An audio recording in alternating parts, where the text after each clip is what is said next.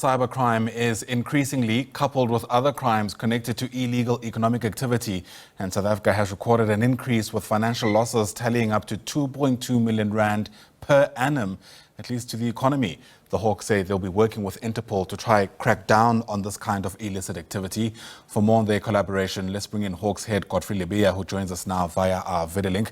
General Lebeya, thank you very much indeed for your time. It's great to have you on the SABC News channel.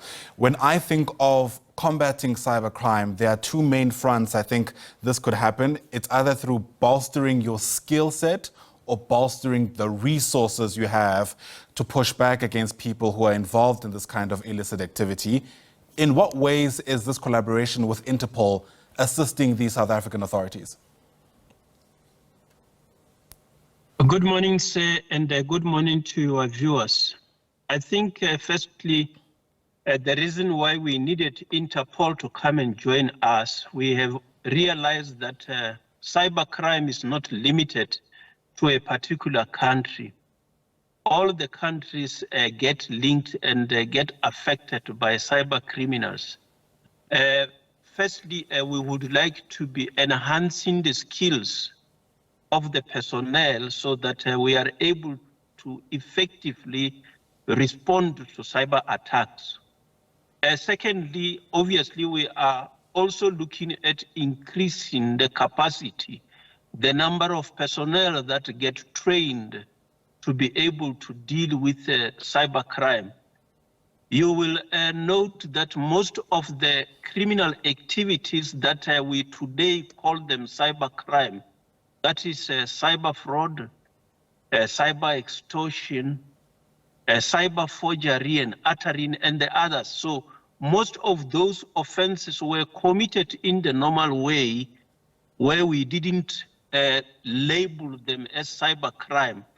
But now, because today people are making use of cyberspace using computers, we call this cybercrime. So that is why we have to increase the capacity to be able to respond to this and skill our members to be able to deal with cyber-related activities. So Interpol, because they are liaising with a number of countries, 195 member countries, we believe that we will be able to share the experiences that they shall have picked up in other countries. That is why we have called them to come and assist us. Right. My understanding is that there's always been collaboration between South Africa and Interpol, even when it comes, for example, to tracking down wanted suspects. In what ways are you hoping to do something new, if you know what I mean, through this renewed partnership?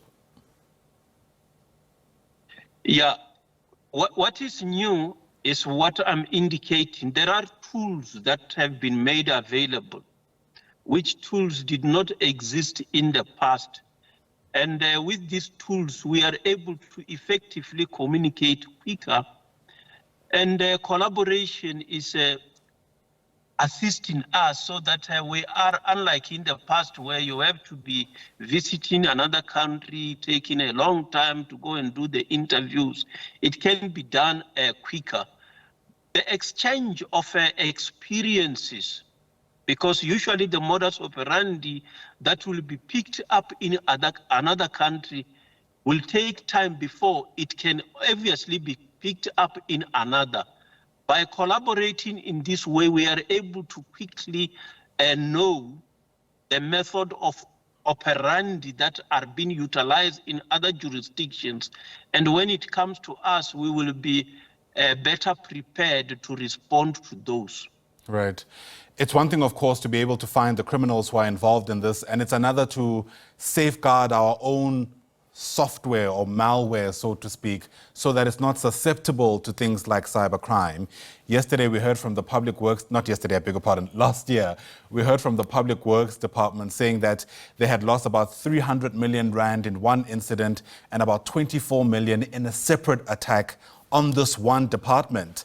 How concerned are you as the Hawks that, frankly, our government institutions aren't protected enough against cybercriminals?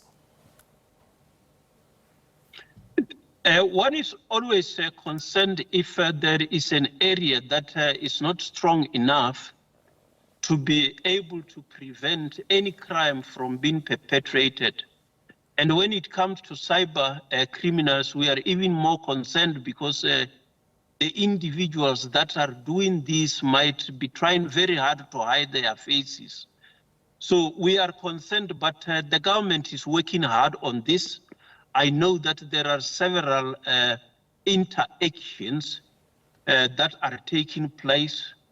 Various expertise are working on this to ensure that all the departments are prepared and be able to prevent these things from happening. But it's not only in the government departments, also in other institutions, private sector, as well as individuals are vulnerable. So we all have to be doing our best to find ways of ensuring that we build those walls that perpetrators must not be able to penetrate. And we have to be updating our systems to ensure that a new method that the crooks decide do not penetrate our systems. Yeah, speaking about everybody doing their part, what role do you reckon Parliament has to play, if any, in strengthening the country's laws in order to make sure we can better respond to cybercrime? At this stage, I think that the lawmakers have done their best. There is a law that was passed in 2020, and then the other areas that were not addressing some of the concerns have been adjusted. You can always amend the law, but the fact that we have got the Cybercrimes Act 19 of 2020 give us hope that as long as we have got the law, we are not just using the name cybercrime without the law in place. Even when we go to court, you'll begin to see charge sheets reflecting cybercrime, unlike in the past, where even when we talk cybercrime, like 2019, we will talk cybercrime, but when we go to court, we will be prosecuting perpetrators in terms of only the original crime, but not using cybercrime. You will recall that some individual would have been working in the banks, transfer monies from some other clients to others, where they will be able to get those funds at their own leisure time. That today we will call it cybercrime. So that is why I say that we are happy with the laws that are currently in place. If we identify the weaknesses, obviously, as a part of law enforcers, we will be able to make proposal to the lawmakers and say that there seems to be some loopholes in the law. Can you adjust that one so that we are all comfortable? But even members of the public, where they pick up the loopholes in the law, they have got that right to approach the lawmakers and make suggestion of enhancing same. But currently, I'm comfortable with the existing law. All right, loud and clear. Well, General, whilst I have you on, I suppose we'll have to see how this all unfolds once this partnership has been allowed to kind of play itself out. But on a completely separate but perhaps still important issue, General, we know there's a lot of attention around the minister and the presidency and the allegations around corruption dating back to a time when she was a manager in Limpopo. The Hawks had announced that they're looking into this. Are you able to share with the public how far you are with your investigations? Yeah, I always question about mentioning the names of individuals before such individuals have been approached. Because in any investigation that we do, the Constitution provides that we should be giving the other side the opportunity to respond in terms of Section 35 of the Constitution. We haven't reached a stage where we can approach anyone with regard to the investigation emanating from Vapalavuro municipality. I'm not bringing in the name of anyone.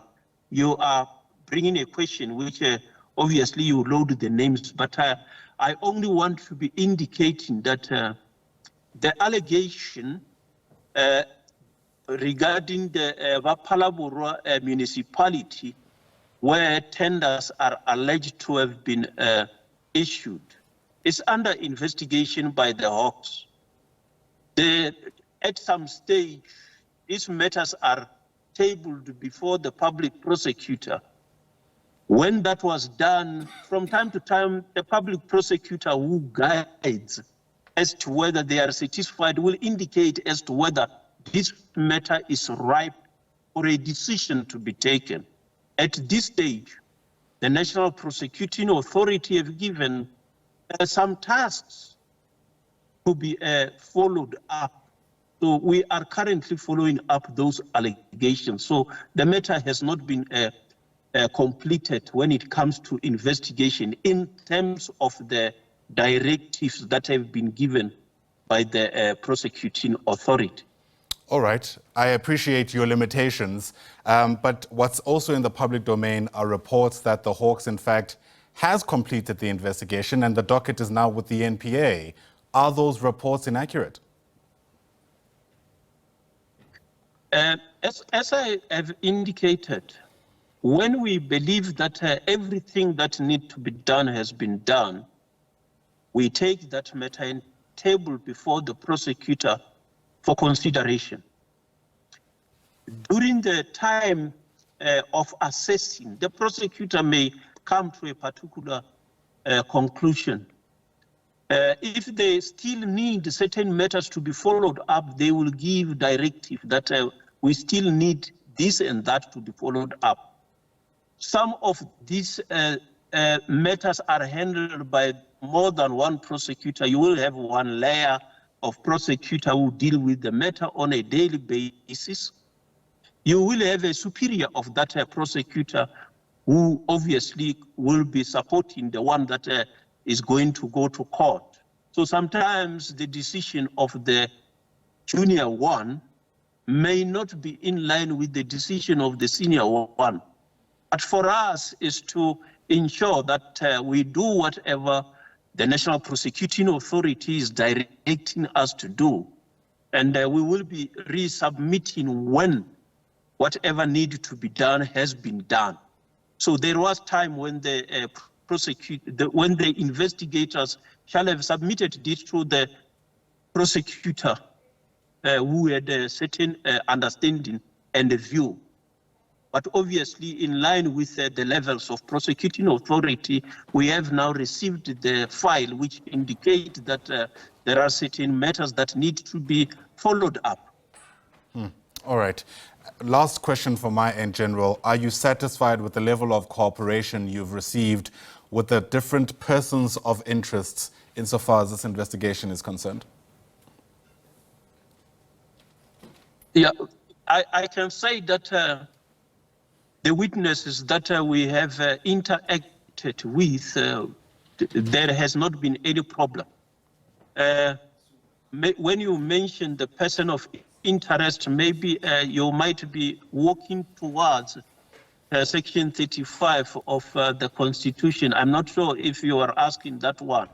We have not yet approached anyone in terms of Section 35 of the Constitution. The matter has to go first to the prosecuting authority, and then I will be getting direction from there. All right. And just for the benefit of our viewers, Section 35 of the Constitution, of course, speaks to the protection of rights of individuals who are arrested, detained, or who are accused.